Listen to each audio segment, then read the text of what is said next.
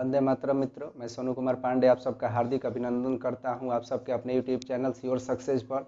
देखिए, इम्तहान में जो भी क्वेश्चन वगैरह आजकल के एग्जाम में पूछे जाते हैं तो उसमें जीके जीएस में हम लोगों को एक बात का ध्यान रखना होगा कि जो भी राष्ट्रीय स्तर, अंतर्राष्ट्रीय स्तर या राज्य स्तरीय स्तर पर जो भी घटनाएं होती हैं, चाहे राजनीतिक क्षेत्र की हो या आर्थिक क्षेत्र की हो या सामाजिक क्षेत्र की हो, यानी किसी भी तरह का आर्थिक हो, भौगोलिक हो, जो भी घटनाएं चर्चा में होती हैं उससे क्वेश्चन बनाया जाता है। यानी वो करेंट अफेयर्स ना हुआ, उसमें क्या होता है कि उसमें डीपली भी क्वेश्चन बना दिया जाता है। एक तो घटना घटित जो चर्चा में क्यों रही वो तो हो गया करंट अफेयर्स, लेकिन उसका क्या प्रभाव है, उसकी उत्पत्ति क्या है या वह क्या चीज़ है, ये जो जब मूल रूप में जाकर क्वेश्चन बनता है तो वो जाकर हम लोगों को टॉपिक को कवर करना पड़ता है। तो देखिए, हाल ही में एक बहुत ही अच्छा चीज़ चर्चा में रहा अप्रैल महीने में, यानी 24 अप्रैल को पंचायती राज दिवस के रूप में मनाया जाता है। तो पंचायती राज दिवस के रूप में मनाया जाता है, लॉकडाउन चल रहा था तो नरेंद्र मोदी ने जो पंचायत स्तरीय सरपंच या मुखिया थे उन लोगों से उन्होंने क्या किया, वार्तालाप किया। वार्तालाप इन द सेंस कि वो वर्चुअल संबोधित किया। वर्चुअल संबोधन में उन्होंने बहुत सी बातें की। तो इस तरीके से यहाँ पर एक इंपॉर्टेंट टॉपिक बन जाता है आपका पंचायती राज व्यवस्था, जहाँ से क्वेश्चन हो सकता है। और इसमें बहुमूल रूप से देखिए 10-12 बातें ऐसी हैं जो एग्जाम में पहले भी बहुधा पूछे गए हैं और आगे भी पूछे जा सकते हैं। तो हम लोग यहाँ देखते हैं 1 बाई 1 करके, एकदम अच्छे से मैं डिटेल में आपको समझा दूंगा, किसी भी प्रकार का दिक्कत नहीं होगा। यानी संवैधानिक घटनाक्रम में पंचायती राज व्यवस्था देखना है तो हम लोगों को पता होना चाहिए, ये जो होगा प्रत्यक्ष चुनाव होता है, यानी पंचायत स्तर पर होता है, प्रखंड स्तर पर होता है और जिला स्तर पर होता है। कार्यकाल 5 वर्ष का होता है। प्रत्यक्ष निर्वाचन का अर्थ हुआ कि जनता सीधे, जो वयस्क होंगे वो डायरेक्ट वोट देते हैं और चुनते हैं। ठीक है, साथ ही साथ सबसे बड़ा बात कि पंचायती राज दिवस कब मनाया जाता है, तो आंसर होगा 24 अप्रैल को पंचायती राज दिवस प्रत्येक साल मनाया जाता है। अब की बार खास इसलिए था कि प्रधानमंत्री नरेंद्र मोदी ने संबोधित किया था और वार्तालाप भी किया था।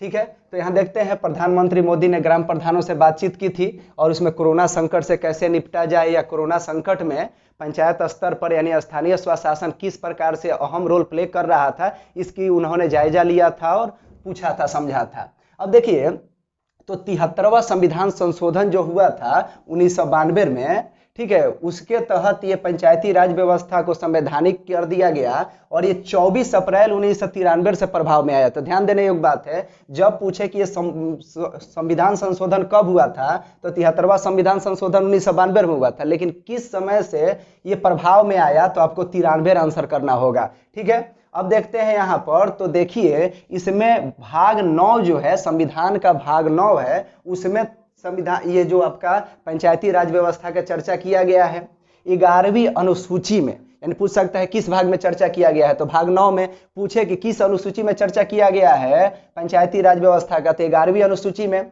ठीक है, कौन से अनुच्छेद में, तो अनुच्छेद 243 बहुत बार पूछा है। और इसमें कितने विषय शामिल किए गए हैं पंचायती राज व्यवस्था में, तो 29 विषय शामिल किए गए हैं। तो यहाँ देख सकते हैं चारों के चारों यर्कर लेंथ वाला बॉल जैसा एक क्वेश्चन होता है। अब आगे देखें तो एक चीज क्या है कि आखिर ये पंचायती राज व्यवस्था आखिर भारत में प्रभाव में क्यों आया, इसके पीछे क्या था, क्या फिलॉसफी था। तो देखिए, महात्मा गांधी के दर्शन पर आधारित है। यानी महात्मा गांधी का मानना था कि भारत में अधिकांश जनसंख्याएं गांवों में रहती हैं और उनका कहना भी था कि गांवों में ही आत्मा बसती है, भारत की आत्मा गांव में बसती है। तो वो चाहते थे कि जब तक स्थानीय स्वशासन का विकास नहीं होगा, गांव का विकास नहीं होगा और इतनी बड़ी जनसंख्या का अगर हम विकास नहीं कर पाएंगे तो फिर देश को आगे अगले दर्जा में ले जाना संभव नहीं हो पाएगा। तो कहीं ना कहीं ये फिलॉसफी जो गांधी जी का था उसी दर्शन पर आधारित है। आगे देखते हैं, तो यहाँ पर लोकतांत्रिक विकेंद्रीकरण किया गया। तो विकेंद्रीकरण का अर्थ समझ लीजिए, केंद्रीयकरण का अर्थ हो जाता है कि एक ही सेंटर होगा और वहां से सत्ता पूरी तरीके से देखी जाएंगी, लेकिन विकेंद्रीकरण का अर्थ होता है अलग अलग हाथों में सत्ता दी जाएंगी। ठीक है, और सबका एक कोरिलेशन होगा और उसके माध्यम से हर क्षेत्र का विकास किया जाएगा। तो विकेंद्रीयकरण को यह दर्शाता है, यानी लोकतांत्रिक विकेंद्रीकरण को दर्शा रहा है पंचायती राज, क्योंकि यह आप देख सकते हैं लोकसभा होता है, राज्यसभा होता है और राज्य स्तर पर आपका विधानसभा, विधान परिषद होता है। उससे अलग ये एक प्रकार की चुनावी प्रक्रिया बनाई गई है ताकि स्थानीय जो स्वशासन के माध्यम से क्षेत्रीय विकास किया जाए और इन लोगों को मुख्य धारा में जोड़ा जाए ताकि देश प्रगति कर सके। तो अब देख सकते हैं प्रमुख बात, तो इसको अगर इतिहास में जाकर कुछ बात देखा जाए तो स्थानीय स्वशासन का जनक लॉर्ड रिपन को माना जाता है और स्थानीय स्वशासन का जो नियम कानून इन्होंने बनाया था 1882 में बनाया था, यानी इतिहास से ये क्वेश्चन हो सकता है, लेकिन आपको यहाँ पंचायती राज व्यवस्था में ही समझना है क्योंकि उत्पत्ति वहीं से मानी जाती है। अब देखिए क्या हुआ, कुछ घटनाएं हैं वो ध्यान में रखना होगा। तो देखिए क्या हुआ कि 1957 में, यानी हम लोगों का जब देश आजाद हुआ उसके बाद पहली बार चुनाव हो चुका था, सरकार बन चुका था और प्रधानमंत्री आपके पंडित जवाहरलाल नेहरू थे और डॉक्टर राजेंद्र प्रसाद राष्ट्रपति के रूप में कार्य कर रहे थे। तो 1957 में योजना आयोग, जो वर्तमान में अब बदल दिया गया है नाम मोदी सरकार जब से आया, यानी 2014 में जब बीजेपी आई है तो योजना आयोग के जगह पर नीति आयोग आ चुका है। उस समय तक योजना आयोग ही था। तो देखिए 1957 में योजना आयोग द्वारा क्या किया गया कि सामुदायिक विकास कार्यक्रम 1952 एवं राष्ट्रीय विस्तार सेवा कार्यक्रम 1953 के अध्ययन के लिए एक समिति बनाया। उस समिति का नाम था बलवंत मेहता समिति।